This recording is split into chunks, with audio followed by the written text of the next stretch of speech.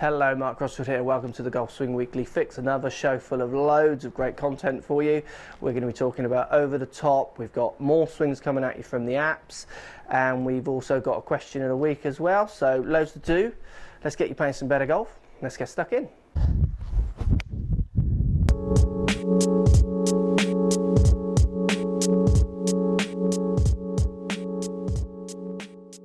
Now, looking at the way this guy turns, he's getting a bit confused with how his upper body and lower body should be moving. So what I mean by that, if we take this one back, we see a few things happening. We see this massive pull off the ball, so huge head movement to your right, our left on the screen. Massive shoulder turn, just ginormous amount of shoulder turn, and then also huge amounts of hip turn. We then also start to see the hands wrapping up behind the head. So the hands here wrapping way behind the head. So it's a real big over rotation on the way back, which is caused by the hips and the shoulders all moving at the same time. Then into impact, you're stuck. I mean, there's no opening up. Your shoulders are still closed. Your hips look like they're barely square. And then we're going to see a big chase afterwards. So what we're seeing and this is really common, is this kind of lack of disassociation on the backswing, this kind of ability to, or want to make a turn on the backswing. And all that's happening is you're turning everything a lot, which is getting you wrapped so far behind the ball that you can't actually get back to it, certainly not even opening up into impact. So you get stuck as you hit the ball, you hit the ground first, you'll top a lot of shots, you'll have to flip it back to target, or you'll push it, and you can hit a number of shots from there. So what I want you to do, you simply try a couple of drills. Take the club, just in one hand here, and just get your balance. So you're going to stand on your right foot. My right foot is just pointing behind the ball. And I'm just going to put my left foot up on its toes, just offer me a little bit of support. Then what I'm going to do is I'm going to put the club on my shoulders, and I'm going to try and turn the butt end of this club. So trying to keep this leg as balanced as possible. So it's just turning short of the ball, so it's turning around a foot in front of the ball. So the club, as I turn, points towards a foot in front of the ball. And what happens as I do that, I can really feel my right foot trying to keep me balanced. I can really feel that it's quite a small, neat little turn. Then what I'm going to do, take my stance, 2 feet now, and try and do the same. Just turn, which to me feels more on top of the ball, with my left shoulder pointing just left of the ball. What this will do is get you out of the habit, and also feeling a little bit more of a kind of conservative backswing turn, which is then going to allow you to start getting through the ball a little bit better for these better strikes and what have you that you're going to need. So if I was to do this drill, club on my shoulders, and turn the way you're turning on the video, so literally turning about a foot that way, I mean, my right knee is just trying so hard to keep me stood up there, because that is so hard to turn that far. And balance, the pressure it's putting on my right knee, down in my right ankle, is just far too much, and you're putting that pressure on your body all the time. So again, if you just do the drill, toe up your left foot, get your weight, take your golf posture onto your right foot's just pointing in front of the ball, turn your shoulders just short of that ball, you'll feel your shoulders turning a little bit more against your hips there, and then put that into a stroke. What you're going to find is it's going to be much easier for you to start turning through the ball, which will help you with contact, certainly help you with your club path rather than hitting from back here, which will also help you with your direction. So this is an interesting swing, this one. Just going to take the audio off. You see this quite a lot actually, very bitty, exploding in some interesting areas.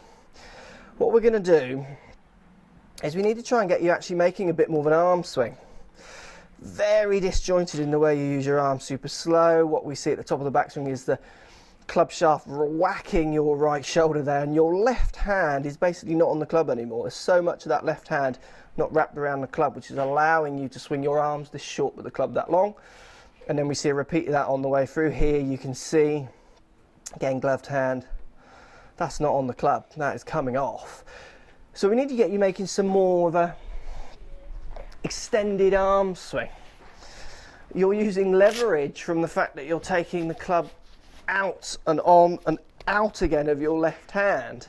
So you're taking the club out of your left hand, back on, and then out again to try and make any kind of swing.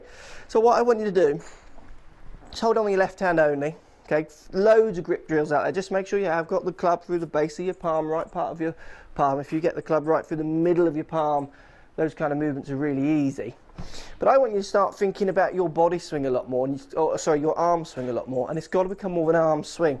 At the moment, it's so robotronic. We need to get it a little bit more of a swing. So left hand. Grab on my left hand only. Start making a few back swings, not letting your left hand come off. And what you're going to try and achieve, while keeping your left hand wrapped around the club, is you want to try and butt in the club to the back wall here, and then butt in the club to the target. This is going to get you moving a little bit of wrist hinge and be on the way through. Get rid of this kind of chicken wing flick that you want to do. Really get the feeling of how that left arm is working and get it moving, get it swinging. A little bit of shoulder turn, a little bit of hip turn help you, but really start thinking about the motion and the timing of this left arm swinging backwards and forwards while the club stays securely in your left hand. You can, if you want, even hit shots like this. Don't expect any good results. Hitting shots like this, it's hard, but it'll give you the feeling of a contact point in there as well, which is important. You've got to start getting your arms swinging. You can't be so tense and hinged that your arm's coming off or your hand's coming off, and you've got to start feeling that your left hand is actually moving on the club. I mean, for me to do a swing where my left hand comes off the club would just feel so unsecure. I mean, the club face is just potluck where that is ending up as that spins around your grip. So a lot more swings. Get your arms swinging. So swinging, I mean back and through, much more of an even tempo with your arms. Good way of doing this, just with your left arm, butt into the club to the back wall. Try and keep your arm relatively straight, left arm on the way through. Your left arm will bend, but butt in the club towards the target. Get the feeling of how that left wrist works. That stays on the club, and then try your hardest. Put the same movement into a shot. Let's get rid of these bitty, flicky, excessive hand movements that you're putting in there. Let me know if this helps. So I did a video last week on release, and this one's just going to tie back into that video. This is a great way of using the drill I talked about in my release video to try and help you play some better golf. Decent posture here, what we see, neat backswing, but then we see the massive quest to hit the ball so much, if I get the right line on here, from this side, from the inside. Watch what happens. So humongous early extension, so thrusting the hips forward to try and drop this club inside, and then post impact we see it's a little blurry, but you see the club way out here in front of you, not disappearing into the left, really trying to swing loads from kind of this direction to get this kind of desired draw that everyone's on about. So look, let's get you just recapping. If you haven't seen the release video, look it up, it's a really good one, and this might help you. So it'll really help you get the feeling of how to hit the ball. So you're hitting the ball massively this way, hips push forward, club's coming from the inside, swinging way out to the right with a massive flip of your wrist. Just a stressful way of hitting the ball. If you do it a good one, you're going to sling it a lot, but if you don't, you can sling it too much or massive blocks, really dangerous.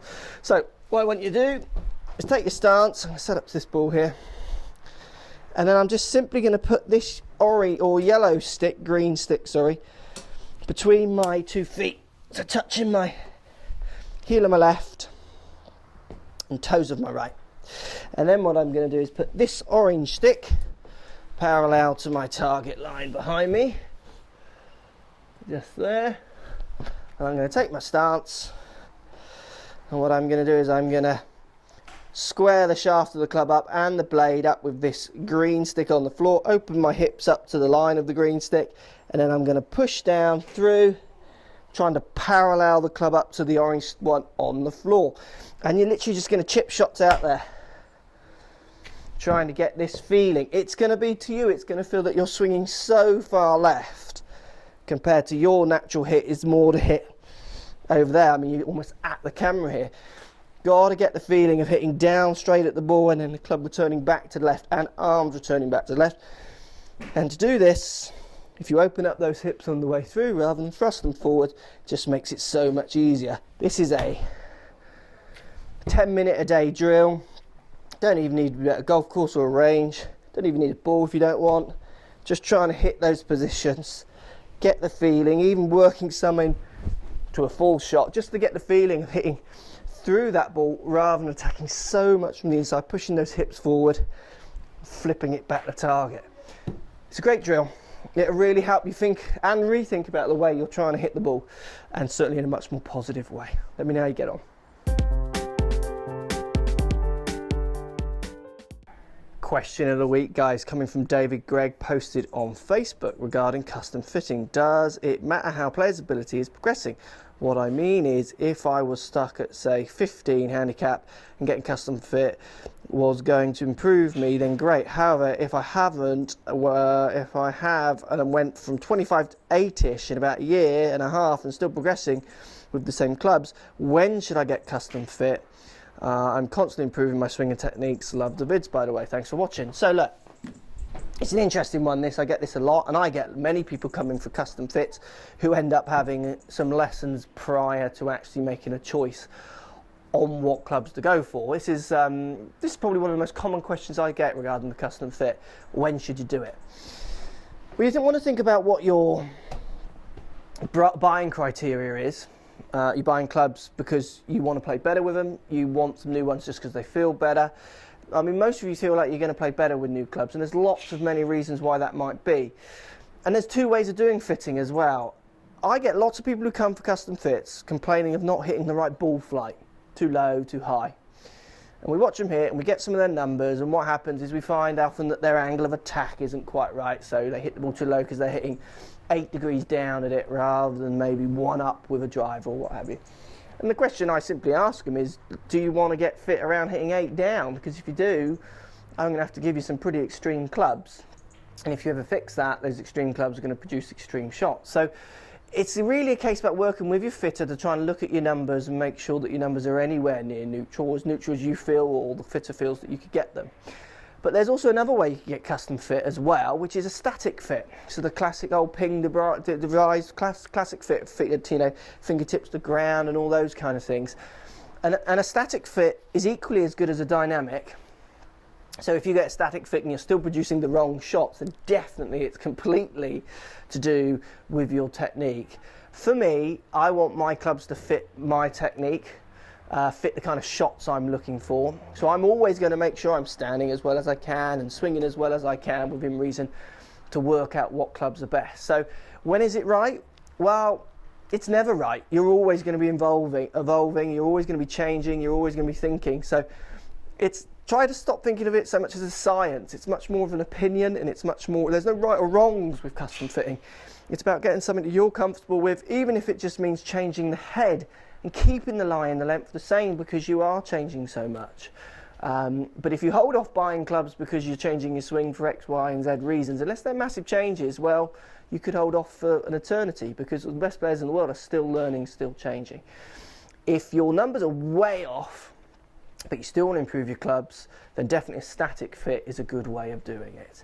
Hope that gives you an idea, guys. It's a tricky question to answer because definitely lots of my students come for custom fits wanting the answer to be the club, and all I simply do is make them see that maybe it's not so much the equipment. The equipment can help to a certain extent, but it's maybe more their 10 degrees out to in club path, 8 degrees into out, 2 degrees hitting up at it.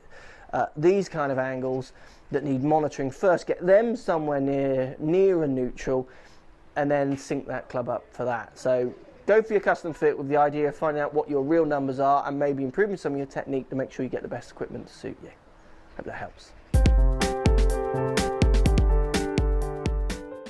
So, Golf Talk today, we're going to talk about over the top. What exactly does over the top mean?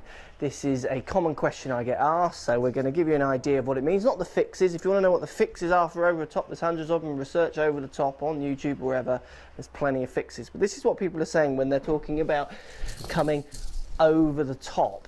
So if you imagine I'm swinging, put this hoop in front of me here. Let's pretend this hoop goes down to the ball and up over my head, and let's pretend there's a glass pane of glass in between this hoop, so I literally just cut my head and arms out. I am swinging on a path, on a plane, if you like.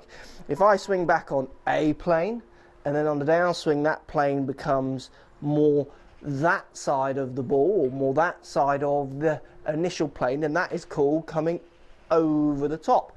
So I'm coming over the top of this plane. It doesn't matter which one you swing on, it could go that way, you could swing really here and then come over. But it's that change in plane, that change in direction, which is what people are referring to as over the top. If you get that change of direction, then you're going to get a change of direction of the club path. So the path might not relate to where it initially started, which was hopefully with the idea of swinging more towards your target. And then if that path is changing, then obviously the face needs to manipulate if you want to hit that point out there, the target, the hole, where you're trying to aim it. So over the top simply means going back on one path, coming down on a higher. So hands moving out, coming over the top of that initial path. Common reasons for coming over the top, I mean, like I say, you can watch the fixes. It's all about changing spine angles, hip angles. If I make backswings where I just literally lean over more as I start my downswing, that throws my hands over the top, as people call it. And the most common reason for over the top is the poor sequencing on the downswing. So maybe starting my downswing more with my shoulders, which brings the club forward, then my hips. Just mixing up the order that you should be trying to apply yourself to the ball. So over the top, literally changing plane, back on one, down on another. It can cause a number of shots, fats, fins, lefts, rights, everything. People think over the top's purely just a slicing action. It's not. You can hit any shot from over the top, subject to what the club face is doing. But if you're someone who says, oh, you're swinging over the top, there's loads of fixes, loads of ideas. Get yourself to a pro who can give you some good ideas of how to fix that movement and hit some straighter shots. Hope that gives you an idea of what people are talking about when they're talking about coming over the top. So if you like what's going on here, don't be afraid to subscribe to the channel. Also thumbs up the video, post comments. Love to hear what you guys got to say. Let's keep it social. The more we talk, the more we share, the easier this game will get for everybody. So if you want to find me on Facebook here, you can find me on Facebook. If you want to tweet me, find me on Twitter here as well. Just follow the links, all in the description. Come and join the show. Get active, get involved, get playing some better golf. Thanks for watching.